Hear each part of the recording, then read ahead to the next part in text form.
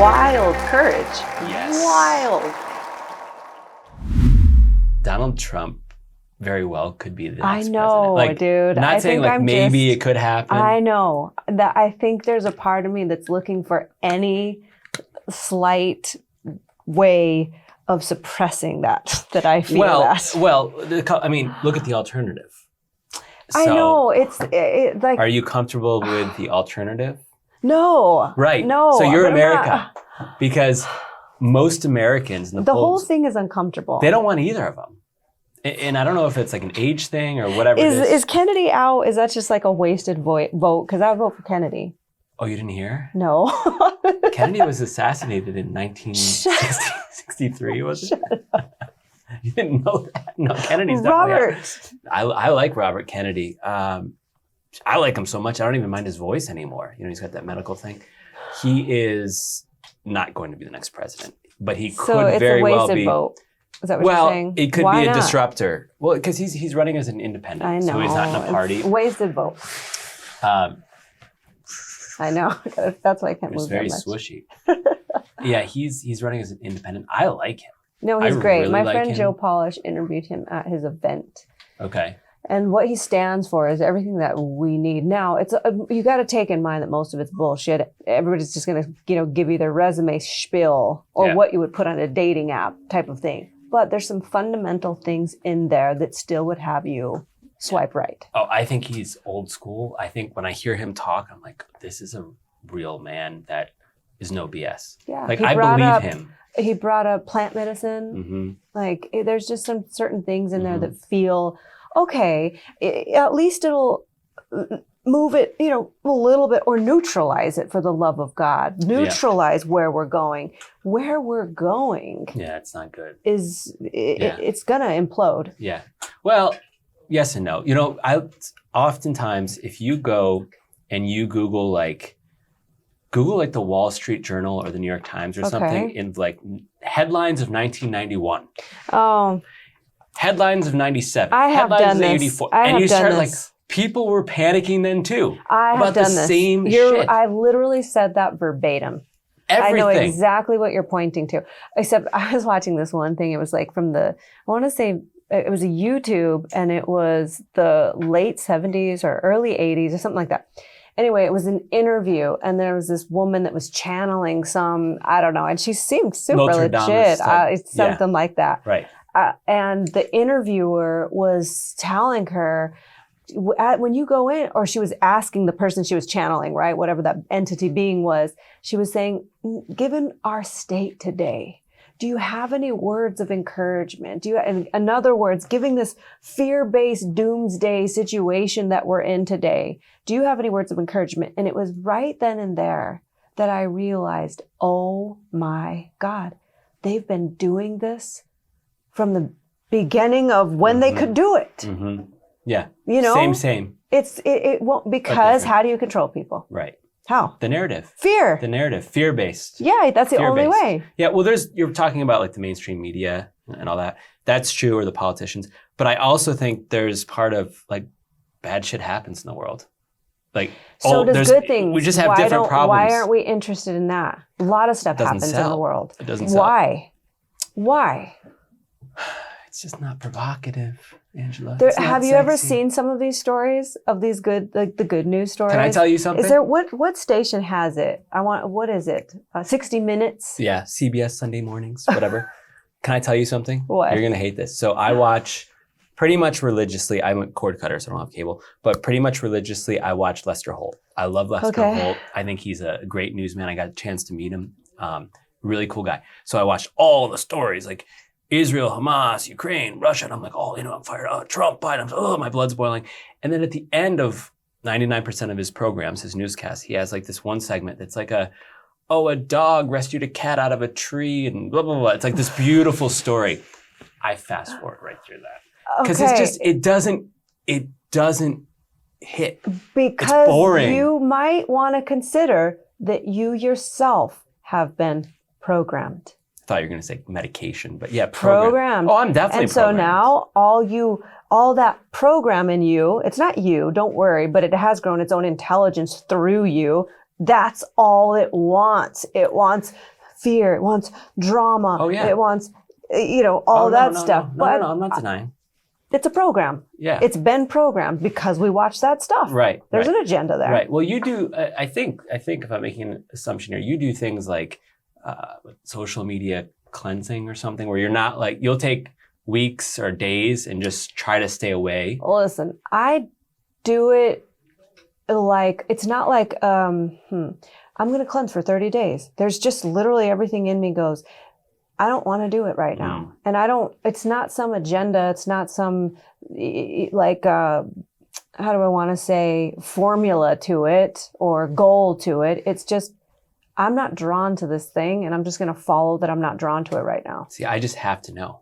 I have to know the news. I have to know what's happening. I wake up every morning. It's toxic. And I'll scroll through Twitter, X, whatever you want to call it. And I have like a Ukraine war tab. I have like the Israel tab. I have like current news. I have Arizona. I have all these tabs. And I just scroll through for just the fear, for the hate. And I just want to know what's happening. What are the problems in the world? I'll read about, what's happening in Kenya, what's happening in Thailand. Oh, there's a coup in wherever, in Burma. I don't know why I'm so addicted to that. I mean, part of it is because I've always been interested in like politics and like traveled and stuff. But part of it is like, I don't like to be indifferent, which is the word I wanted to bring up, by the way. I don't like to be indifferent. I want to educate myself. I want to have an opinion about things. If I happen to run into a guy in a bar from Sydney, Australia, like I want to know what Australia went through during the pandemic. I want to know how they were literally locking people up for posting things on Facebook about the COVID vaccine. Like that interests me.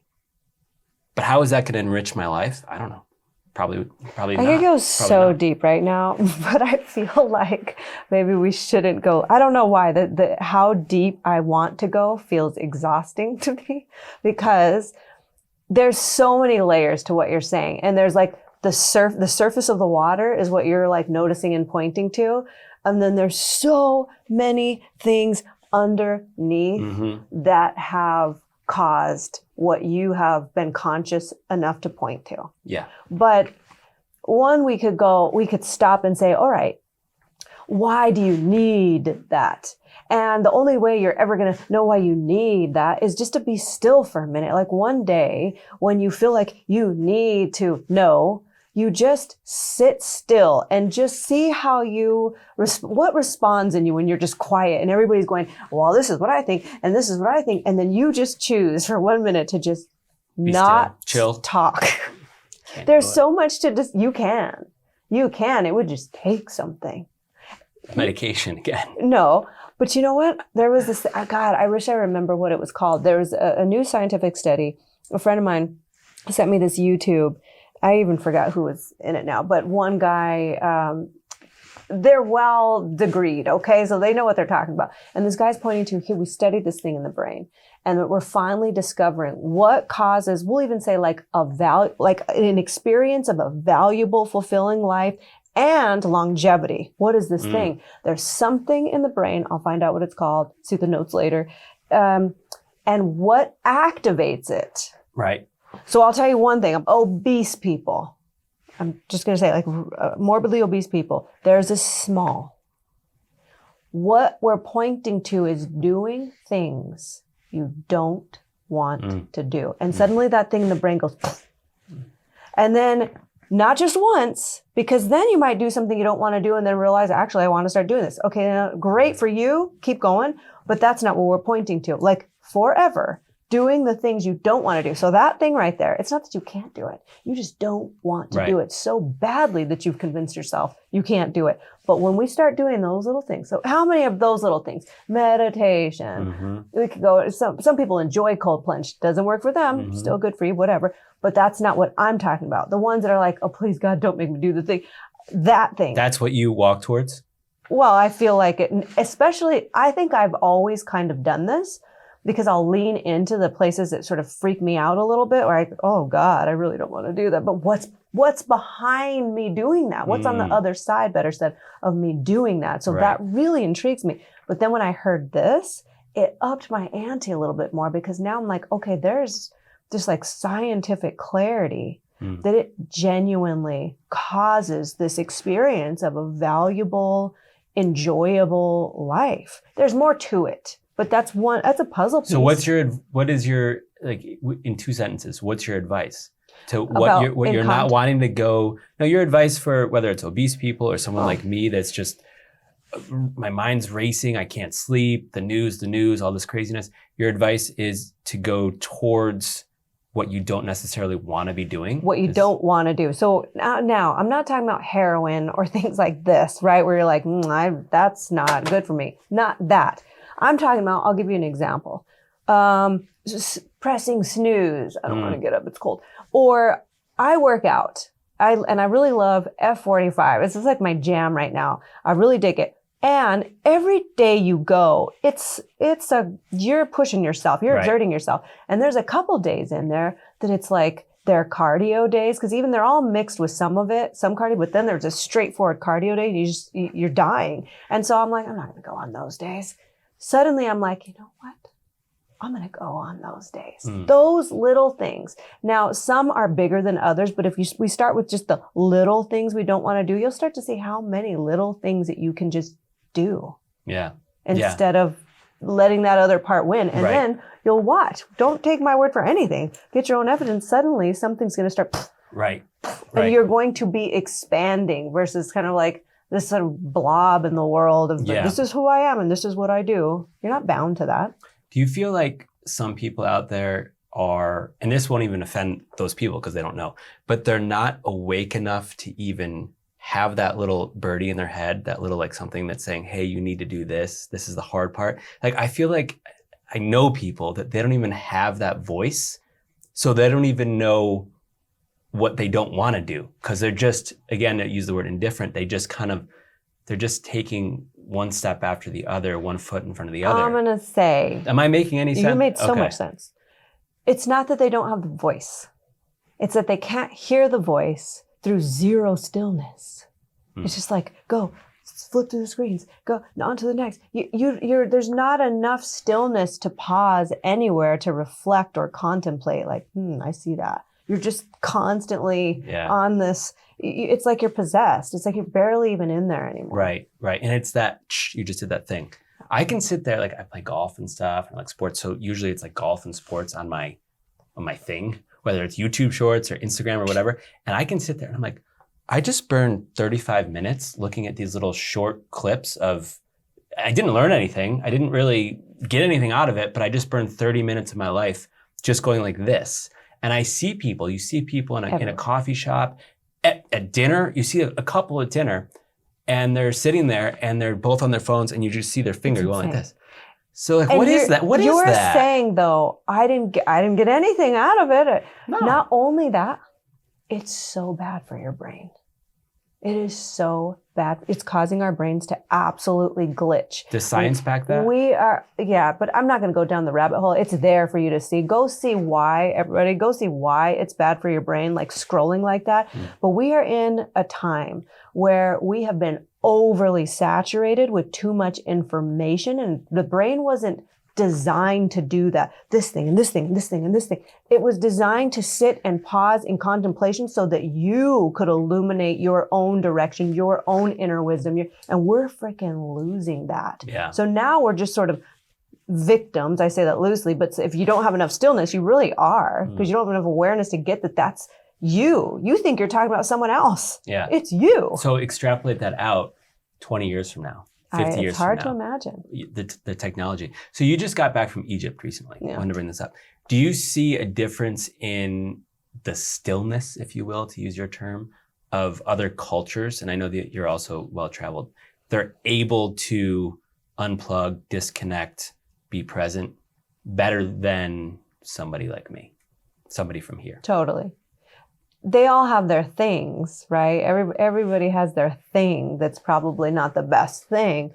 But in the world that you're pointing to, here's what's interesting about Egypt. There's a lot of poverty, right? And they've trained, I shouldn't say everywhere, but this is just, I can tell you my small experience, what I noticed. They trained even these little kids, right? Little. I mean like 4, 3, that's tiny little ones, to beg. Right?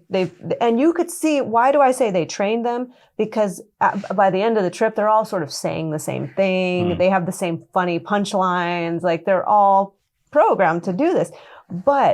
And then some people from our group like, oh, or people when I came back, don't you feel bad? And I'm like, no, I absolutely don't. Because one, that's their life. They're present in their life. They're just being, and what I did notice, see, a lot of people fixate on those little things. What I did notice is how their little banter all day long, like they would just joke with each other, be present with each other, laugh with each other. And yeah, they got shit to do, don't get me wrong. And to us, it might be like, how could you let your child do that?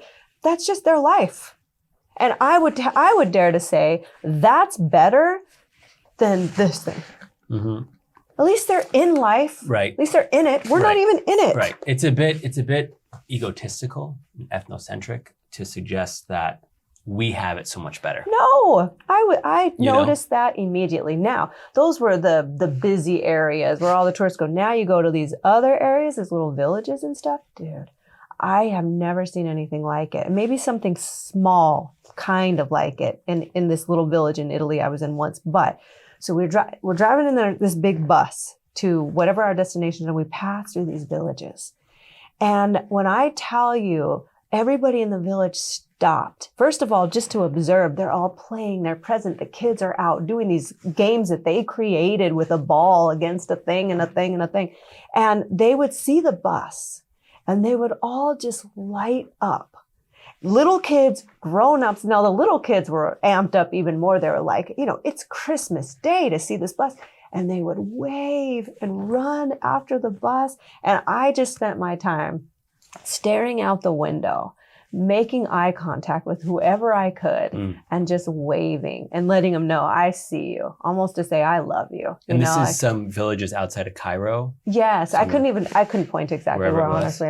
We went to so many places. So when you observe that, I'd imagine it's not like driving through Paradise Valley or something here in Arizona. It couldn't be more opposite. Or the Hollywood Hills or something. So you're looking at living conditions.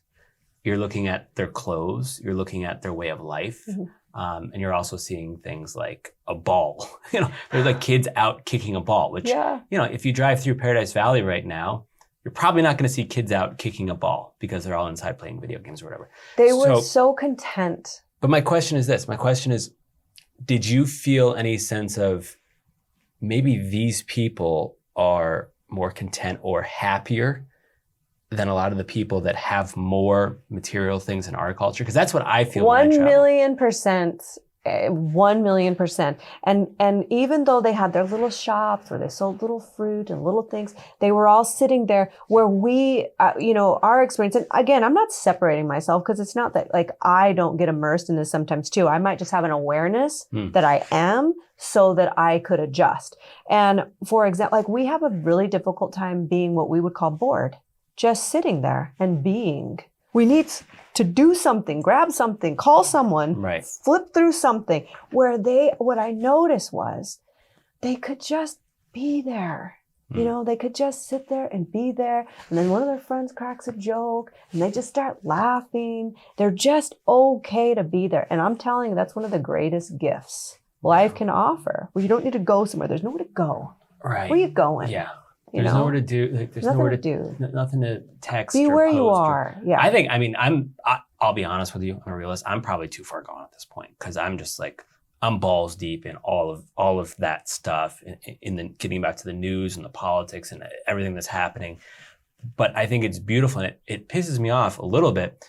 A lot of people that don't even have a passport in this country, and to each their own, but don't even have a real interest of traveling at all. I guess I shouldn't say it pisses me off, but it disappoints me because as someone that has traveled and has had similar experiences like you're talking about in Egypt, like that could just enlighten. And if you have the means to travel, then I say travel, get the passport, like go through the process, because it really, not to sound cliche, but it changes your whole life. It changes everything. Yeah. And people just don't see it over. And I see it more with Americans. When you're in Europe, we go state to state to state, right? Within a couple hours drive. They go country to country to country, new food, new language, new culture. So they're already cultured in a sense by a product of their geography, you know, and a lot of other countries are the same way, you know, in Africa and different places. For us, we're sort of on an island here. Not really, but sort of on an island. If you live in middle America, you got to get on a real long plane flight in any direction to get out of this country. Virtual reality island, yeah. We're kind of on, right? Yeah, or busy. Correct. We're busy. We're busy. Or we're in virtual reality, yeah. But people that have no interest in traveling internationally, like, I can't do business with those type of people. I mean, to me, it's been the most important thing in my life. You know, waking up in Paris, waking up in Kenya, waking up in Thailand and having tea and just observing. It's changed my whole perspective. And I love conversations like this because it reminds me and it gets me out of the cycle I'm usually in of just that rat race and we always talk about the hamster wheel. I'm like, oh no, wait, there are kids in a village outside Cairo right now kicking a ball and just living their life, and that's okay. That's okay. And that's okay. It's calming. It's not like they need to plan and scheme for these big grandiose things and always trying to be, how could I be on the new Range Rover?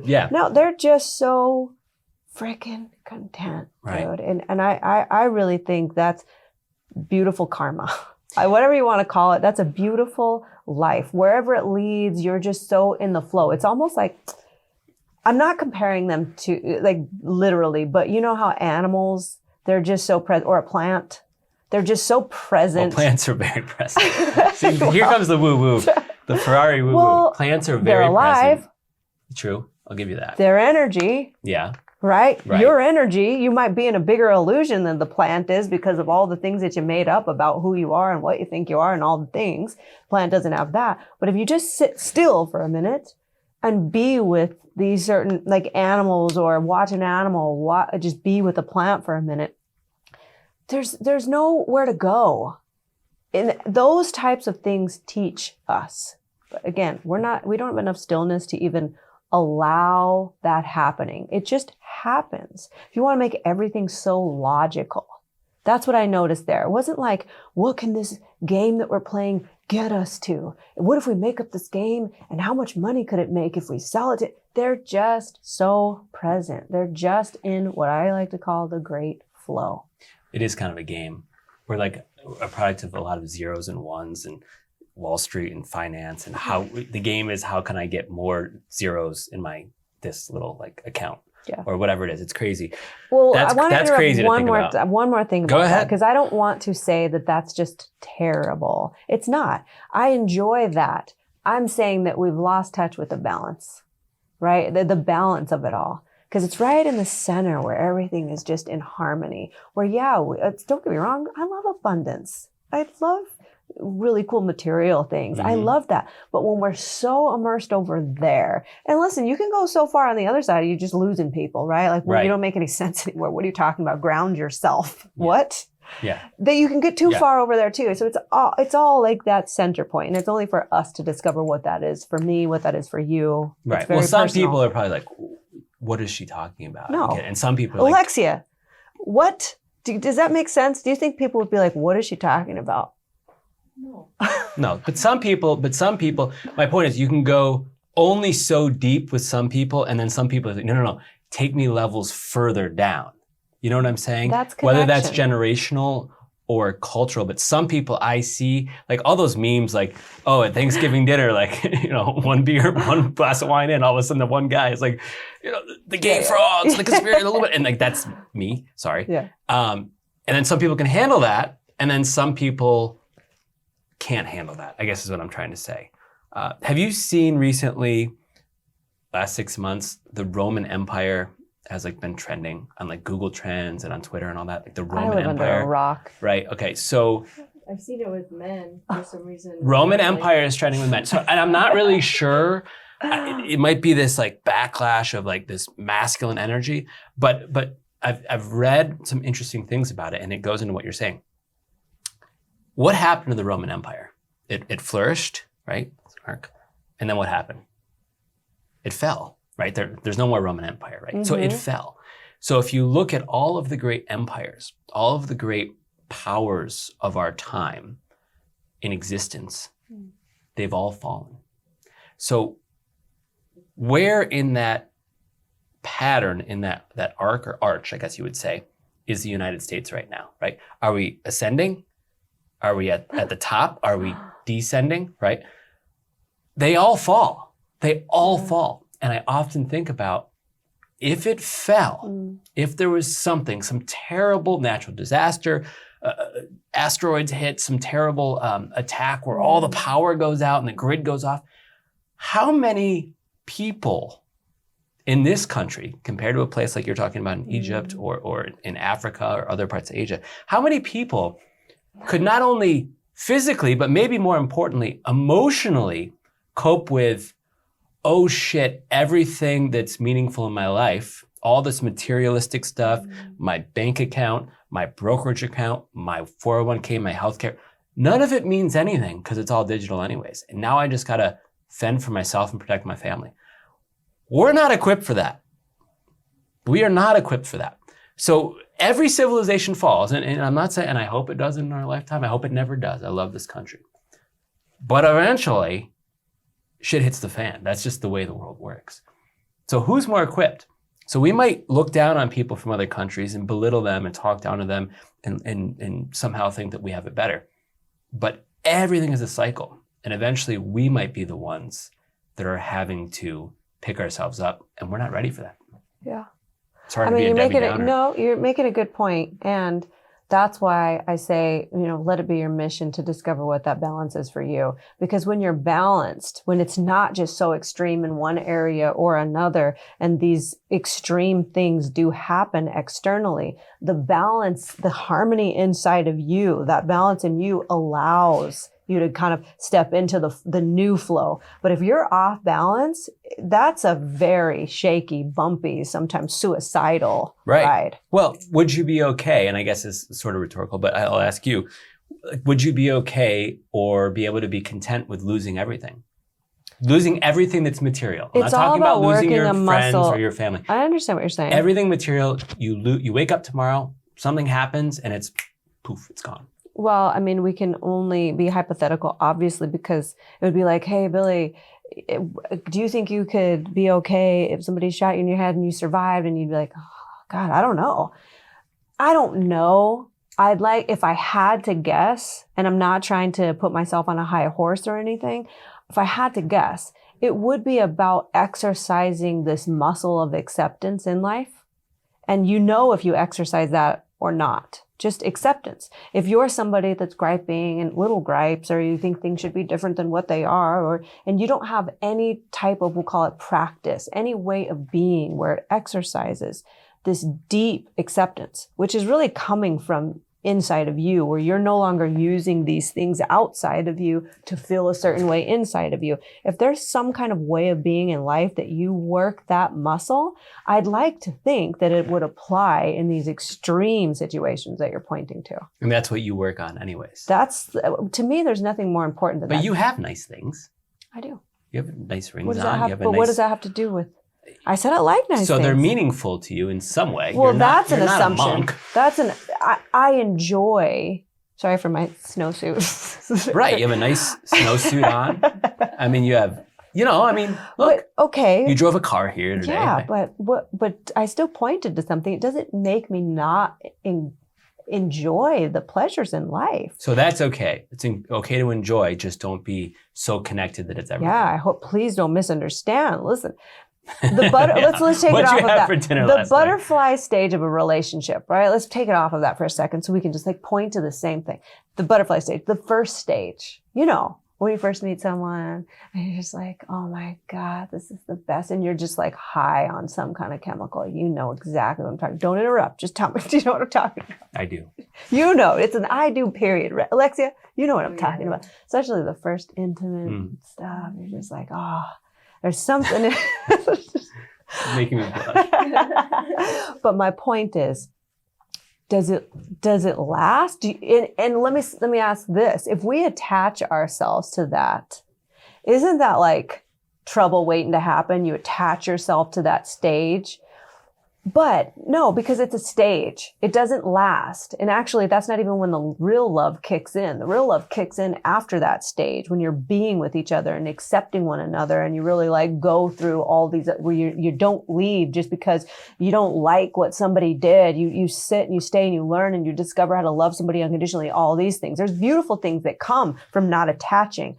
But for the love of God, enjoy. It's one of the greatest things ever, the butterfly stage of a relationship. To have these, drive a nice car, nice clothes, nice restaurants. You better believe I enjoy that. But take it away.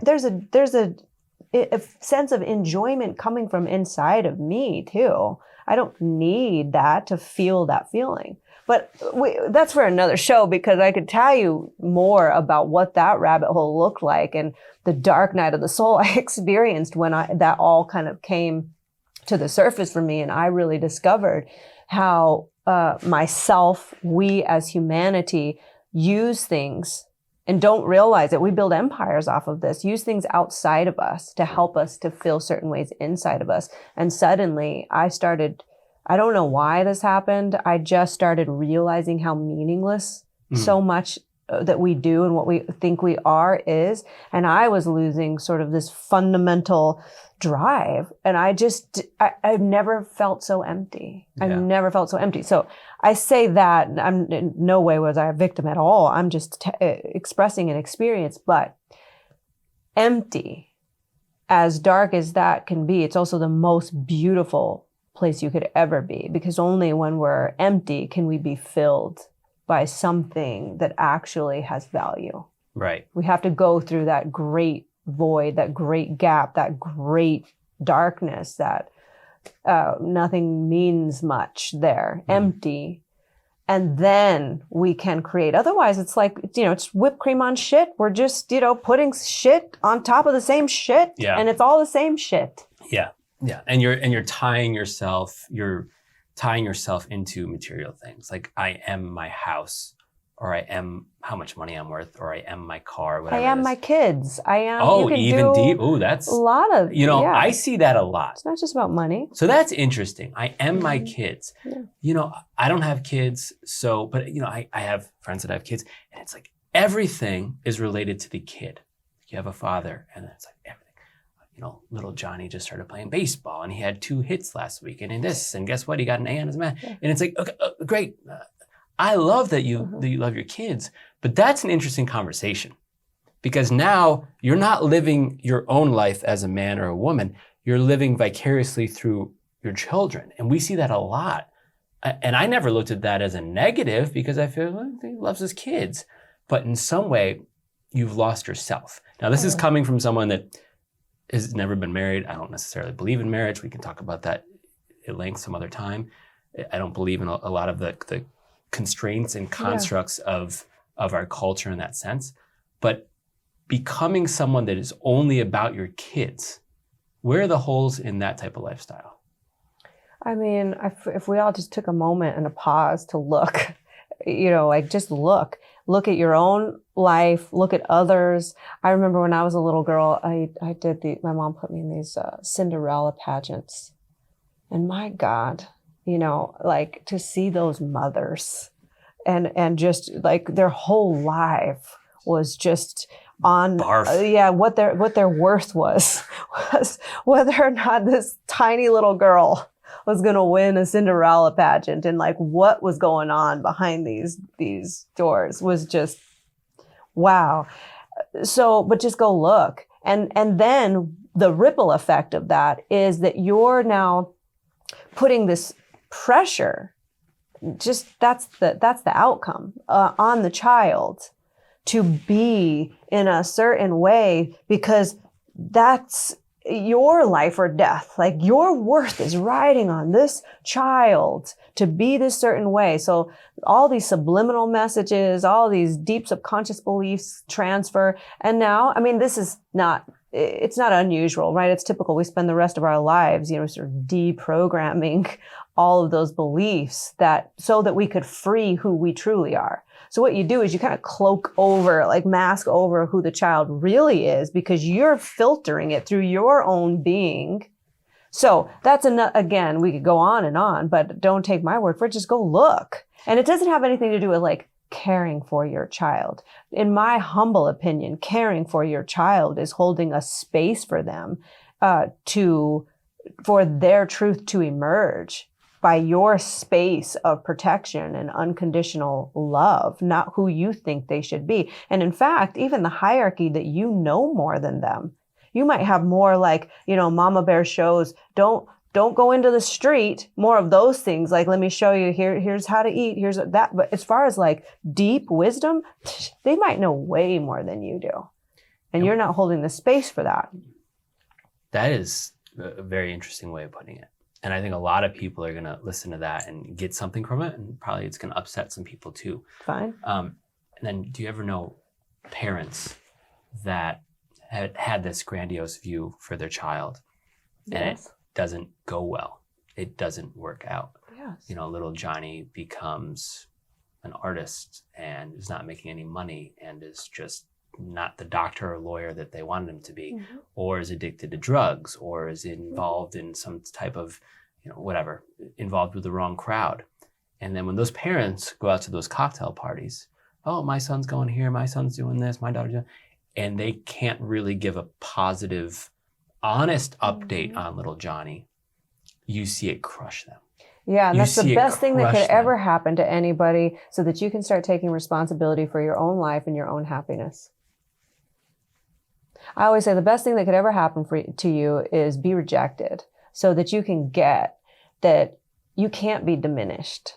That's an illusion to think that somebody's perspective upon you is diminishing to you. So now don't get me wrong. Enjoy the validation. Enjoy, take in with your full heart when people give you compliments and all these things. But the best thing that could ever happen to you is rejection, because only through rejection do you get to build your own inner fulfillment, strength, call it confidence, whatever you want, but it's authentic. It's not because you're getting all of these, yay, Billy, oh, yay, you're so great. Let somebody tell you suck, and sit in that. Don't adjust yourself. Just sit, breathe. I always think those are the greatest lessons I've ever got when people, you suck. That's like the best. I'm glad you brought this up. I could talk for hours on this. I know we don't have hours today, but maybe we can revisit this with a guest that can speak to it. Yeah. I find it really difficult and unsettling and uncomfortable to talk about kids and to talk about marriage and stuff like that, because number one, no kids, no marriage, come from a divorced household. So my opinions aren't really based in experience. They're mostly just based in what I see externally. Okay. Because I don't have kids. But I have this sense of what it would be like. Were you ever a kid? Maybe, allegedly. I would say that's hands-on.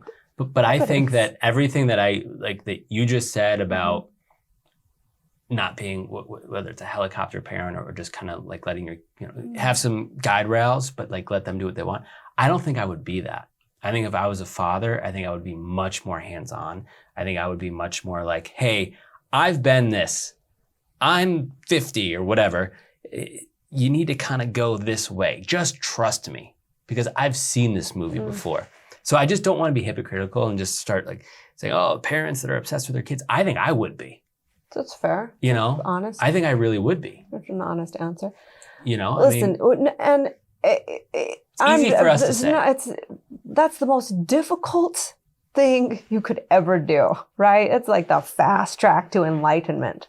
So again, I don't pretend to understand. I'm not saying that's easy, but there's the obvious to be with. There's just the obvious to be with. Be with yourself when you had something forced upon you or pressures forced upon you. Check your own data. What did it cause? Talk to your siblings. Talk to your siblings that are now parents. You'll get your own data. And it has not, I'm not claiming any of this is easy. It's extraordinary. It's extraordinary to get out of your program, to get out of the way. It takes wild courage. We're going to keep coming back to that every time we talk.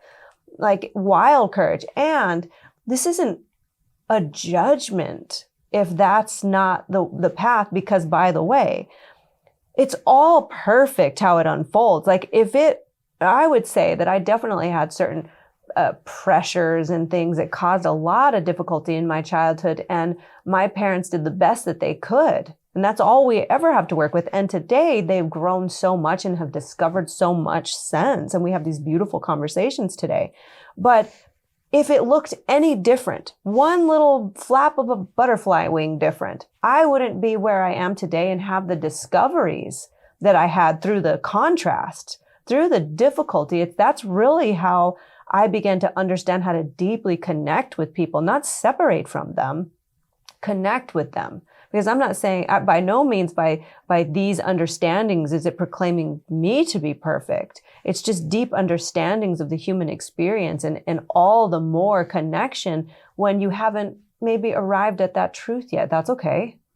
Yeah, I think that's right. You will. We're all in the path of love. Right. Wherever you are on that, and it's not higher, lower, better, worse. It's all in perfection. So in a sense, there's really no wrong move, because in the wrong move, quote unquote, you're going to gain something powerful, some powerful discovery from that. So it's all just. It's you went left instead of right. At every turn, who knows what would have happened, right? I mean, we might not even be here. Who knows? Like, you have different experiences. We wouldn't be having this conversation. You know, who knows? So I just wanted to recap one thing. It's in the back of my mind. I need to get it out. Go. ADD is kicking in. The Roman Empire thing. Okay. Back to the Roman Empire. This is for all the fellas out there. Okay. And then I know we need to wrap this up because we could talk for hours. We could. And we're getting deep.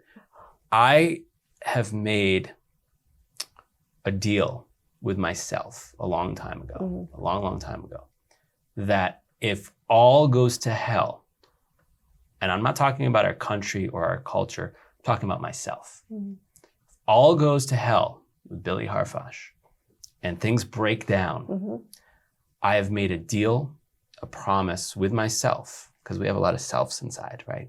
I talk to myself all the time. Okay. You talk to yourself too, we all do.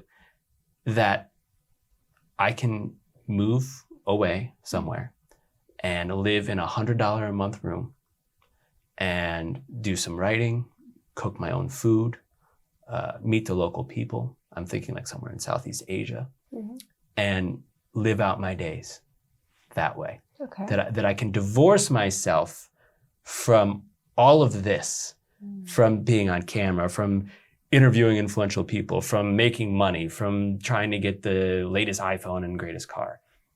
I can have that kind of kill switch, that little button, and say, okay, deuces, I'm out. And you'll be the guy in the village. And I'm fine with that. I made that deal to myself. That's beautiful. That's like a golden parachute for me, because I've already confirmed that in my brain that I can do that. I like the way you function. That's powerful. And so that gives me the ability to take risks. It gives me the ability to live in some sense of freedom. That's great. I love that. Because I'm there. That's incredible. Like, I'm there. I'll put my, a pair of jeans and a white t-shirt, and that's cool. Really beautiful. It's like somehow through that whole thing, you've accessed how to even communicate with your subconscious to let you sort of like be free, because no matter what, go ahead, create your worst fear, create it. Go ahead, you lose it all. That's the worst, you lose everything. Everything. And then you're like, and then that's even going to be just perfectly fine. That's even And fine. so then you're just, the subconscious is like, all right, well, set the man free then. Let him go away. Yes. Yeah, it's really great. And almost like it's your own internal Roman Empire that if it falls, if Billy Harfosh falls, if Angela Ferrari falls, it's almost like, well, shit, it might happen. It might be kind of fun. There could be a whole, welcoming it. Honestly, there could be a whole class, like really like a class, 3-month class, whatever, year-long class that shows how to get to that, because you just said it's in there. Like I hear the confidence in what you're 100%. saying. Like, I have made that choice and it's solidified, it's anchored, it is in there. Yeah. But there's a journey for a lot of people to actually get to be so okay with that. Okay. And then you have that clicking in like, it's quite selfish, to be honest. That's why I'm not married and I don't have kids. It is quite selfish because I've always had that deal since a very young age in my head, and it's developed over the years, but it's selfish. I'm not going to diminish it. I don't. But if I had kids or I had a wife and a family and all these responsibilities, I wouldn't be able to hit that button. All of life is selfish, Billy. All of it, because you're in your own reality that nobody else is in, and it's all for you. Could you go live in a $100 room in Southeast Asia eating rice and There'd veggies. be in a period of adjustment that I could. Could you? I could. There'd be a period of adjustment, but I could adjust. I don't know if I'm confident in that answer. You could do it.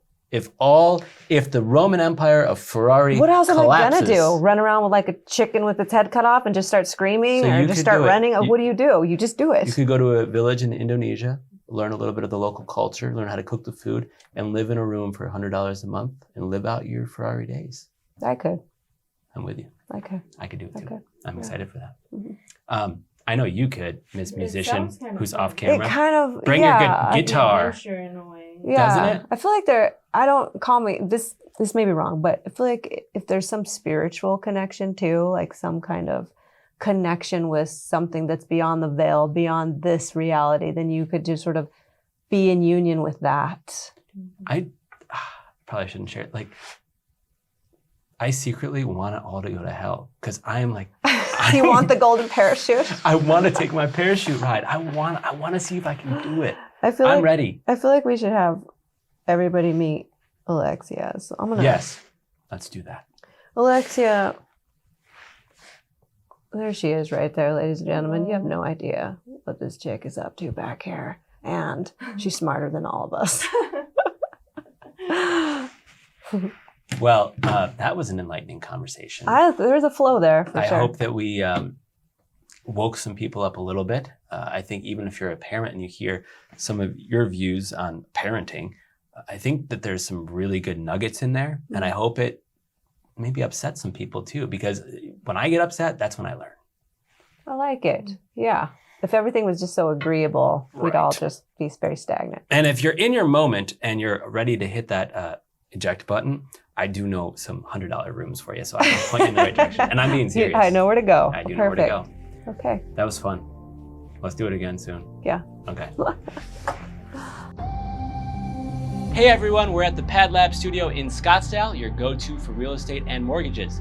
Whether you're buying, selling, or need financing, trust their 2 decades of expertise. Visit padlabaz.com to kickstart your journey.